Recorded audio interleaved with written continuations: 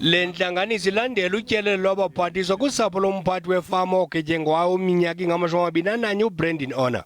Kutyhola ngelithi wacinywa igama kwifama iPolru ebutsheni bale nyanga. Uluntu olungamafama lufuna urhulumente abhinqe omfitshane ekulweni ulwaphulo-mthetho oluzizigcinelo zalo.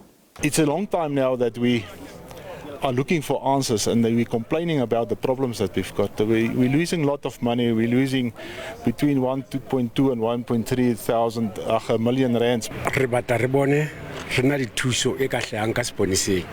Ba re thuso re ke re kgone le go robala. Ha re robale bisiu. Re dula re lelekisana le ditsotsi.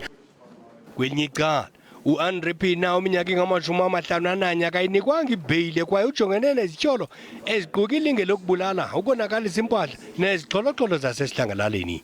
Wanqakulwa wadidinjelwa eziseleni kulandela iziganeko zokuqhankqalazo esakhatshwa kukuphakanyiswa kwamakhwapha ngaphandle kwenkundla kamantyi yaseSenegal kwiveki ephelileyo. Izivundo-viya zaphenjelelwa kukuvela enkundleni kwabakhanelwa ababini abatyholwa ngokubulala uOna. The state has succeeded to show that the applicant, if released on bail, will jeopardize the administration of justice, will undermine the public peace and security.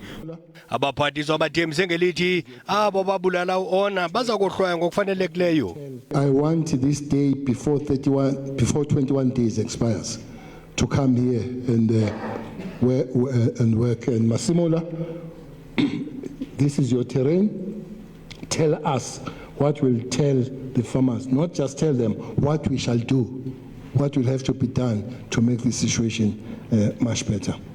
The Horner family would not like any of us to score cheap points on the death of their child.